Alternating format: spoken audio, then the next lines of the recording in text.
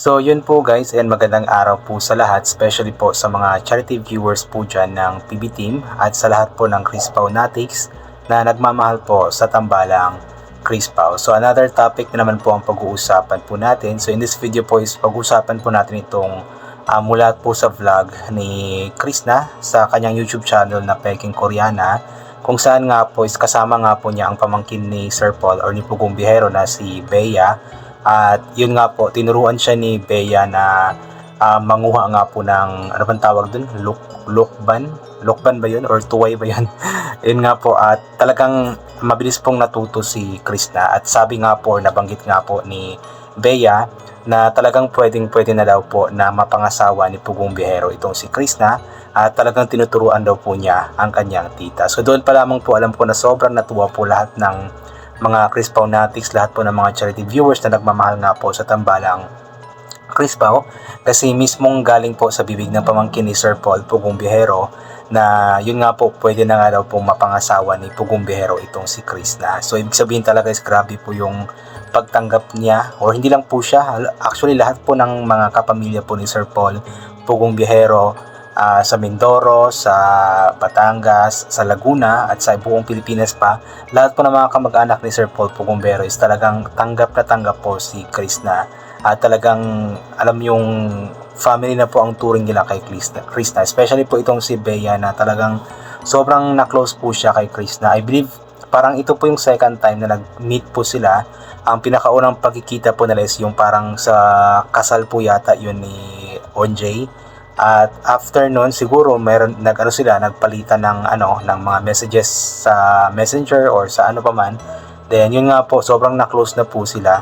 At nung papunta pa nga lang po sila Krishna at ang PB Team sa Mindoro, sobrang excited na nga po itong si Bea dahil nga po mamimit na nga daw po ulit niya ang kanyang sisi na si Krishna. So ibig sabihin is talagang botong-boto po siya kay Krishna kasi talagang nai-excite po siya na makasama itong kanyang soon-to-be tita. Kasi nga po, tito niya si Pugong Bihero. So, ibig sabihin, kung si Krishna is mapapangasawa nga po ni Pugong Bihero, in the future is talagang magiging tita po niya itong si Krishna. Which is, nakakatuwa lamang po kung iisipin po natin, kung ipipicture out po natin yung ganoong mga bagay po is nakakatuwa lamang po na si Krishna is magiging totoong parte na po talaga ng pamilya ni Pugong Bihero. So, yun, at nakakatuwa din po kasi 'di ba tinuruan siya or pumunta sila doon sa may latian bang tawag doon.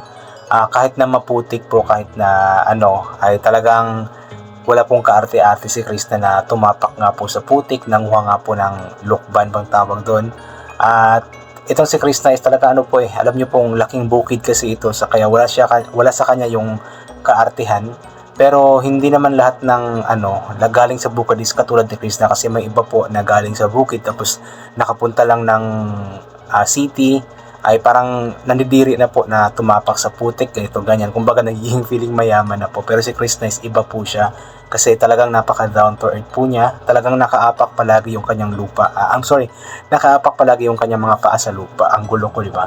At yun nga po, yung pagtapak pa lamang po niya sa putik is isang patunay na po yun na talagang walang pagbabago kay Krishna. Kahit na masasabi natin na medyo mataas na po yung naabot po niya ngayon, is walang pagbabago po sa kanya. Kung ano siya noon is ganun pa rin po siya ngayon. Walang kaarte-arte po sa kanyang katawan. Kahit nga magbilad sa araw, walang pakialam sa kanyang umitim siya, di ba? Kasi nga po, ganun po talaga siya simula noon pa man. Kaya ngayon po is parang ganun pa rin po siya, walang pagbabago. Although, dapat mag-iingat lang din si Krishna. Siyempre, maputik, baka may tinik din po. So, dapat mag-iingat lang din po siya. Nagkapasalamat po tayo kay Ate Bea at sa isa pa nilang kasama dahil nga po talagang, sobrang nag-enjoy din po si Krishna dito sa ginawa po nilang paghahanap ng lukban or something. And I believe hindi po sila nagpaalam kay Sir Paul at sa PB Team that time kasi nga po sila lang tatlo, di ba, ang nagpunta doon. So, parang na-surprise lang siguro sila Sir Paul na wala na si Krishna, pagbalik may dala ng ganito, ganyan, diba? So, yun, nakakatuwa lamang po kasi, kumbaga, ipinagkitiwala din po ni Sir Paul Pugong Bihero si Krishna sa kanyang pamangkin, sa kanyang mga kapamilya.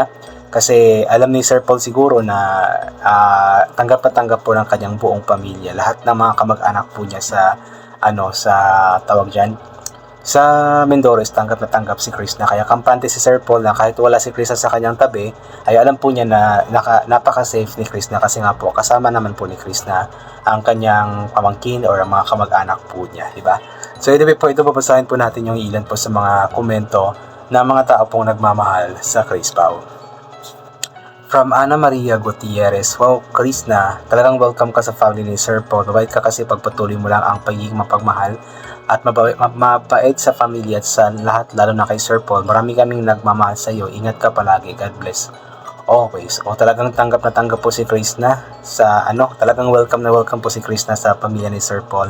Sa buong Pilipinas na family ni Sir Paul, talagang tanggap na tanggap po si Krishna. Taramdam na ramdam po natin yung napakainit na pagtanggap ng mga kamag-anak ni Sir Paul kay Krishna, especially po itong si Ate Bea. Angelina Romero, kakatawa si Bea, pwede na talaga itong mapangasawa ni Pugong. Tinuturuan ko lang ang tita ko. Ang saya, welcome na welcome si Krishna sa pamilya nilang Langyaw, di ba? Nakakatuwa nga po nung narinig ko nga po yung sinabi ni Bea. Yun nga po na pwede na nga daw po mapangasawa ni Pugong Bihero si Krishna. Talagang tinuturuan lamang daw po niya ang kanyang tita, soon to be tita. So parang ang sarap pakinggan na tinatawag niyang soon to be tita or tita si Krishna, mapapangasawa, ganoon po, di ba? Grabe po yung support, grabe po yung pagtanggap po niya kay Krishna na mapapangasawa nga po ng kanyang tito, Paul. Tutoy Kukak, ayan, welcome na welcome ka sa pamilya ni Langlang. Kaya pag niyaya ni Sir Paul na magpakasal na kayo, wag mong tatanggihan, tanggapin mo kaagad, ayan. So yun, iabangan po natin yun. For now, lagi po natin sinasabi na nasa getting to know each other stage pa po sila. So kilalanin muna nila ang bawat isa bago po mag-decide ng ganoon po. Pero syempre kung mangyari po yun, syempre magiging masaya po tayo, especially kapag tatanggapin ni Krishna ang alok na magpapakasal nga po sila ni Sir Paul. So abangan po natin yun kasi kung talagang meant to be sila, talagang sila pong itinadhana ng Panginoon, is talagang mangyayari po iyon. Kaya abangan po natin yun.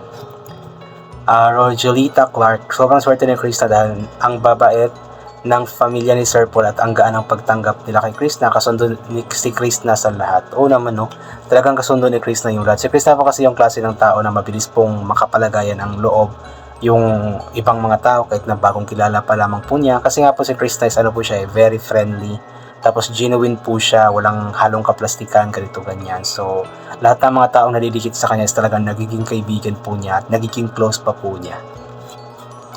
Eva Maralit Channel, yan, kahit saan talaga dalhin, game na game at kasundo pa mga kamag-anak ni Sir Paul. Sana wag magbago dahil Chris, always humble, marami nagmamahal sa iyo. Ipagpray po natin yan na talagang sana wag magbabago si Chris, at always humble, always put her feet on the ground nga daw, sabi ng iba.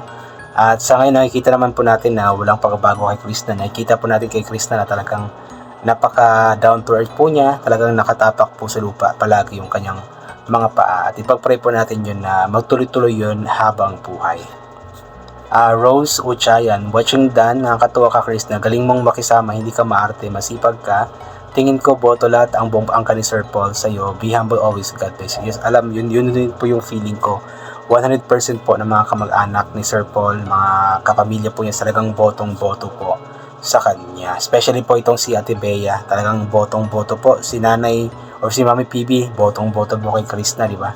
So yun, nakakatuwa lang din po na malaman po na ganoon nga po, di ba? Yung pagmamahal po na ibinibigay ng pamilya ni Sir Paul sa kanya is yun din po yung pagmamahal na ibinibigay ng mga kamag-anak ni Sir Paul kay Krishna. Salome, naisip niyo ba ako guys na kung ang nagustuhan ni Sir Paul ay di katulad ni Krishna na walang kaarte-arte, kahit saan isabak pwede, yung tipong social, hindi nilabas sa mayaya sa ganitong lakaran, baka sa paglalakad pa lang ay ayaw na, hindi pwedeng isama sa mga lakaran. Kaya talagang itinadhana nga sila sa isa't isa. Sayang pag di maging sila. Dami talagang nahahabol dito kay Krishna. Ingat lagi sa mga lakad, Krishna. Sa lahat ng kamag-anak ni Sir Paul, maraming salamat sa pagtanggap sa aming mahal na Krishna, ang bait ni Bea at ang buong Tisalona. Oo nga naman, siguro kung ibang babae yung nakilala ni Sir Paul, hindi nga po magiging ganito na sobrang game na game nga po. Kahit na maglakad ng napakalayo, mabilad sa init ng araw, tatapak sa putik, siguro, hindi natin masasabi, pero iba kasi si Krishna kasi kayang-kaya po niyang gawin kahit na tumapak pa sa maputikan or something pang ganyan. ay talagang kinakaya po ni Chris na. At yun po yung maganda kasi alam naman po natin na si Sir Paul Diquis ganoon po ang ginagawa. So kumbaga, vibes na vibes po sila sa mga ginagawa nga po ni Sir Paul at ng team. Kung ibang babae yon na maarte or something na talagang hindi ito mangyayari, hindi ganito magiging kasaya po ang love team kung ibang babae po yung yung naka-love team or naging jowa nga po ni Sir Paul. So anyway po, I think hanggang dito na lamang po muna itong gagawin ko na reaction video. God bless po sa ating lahat at bye for now po.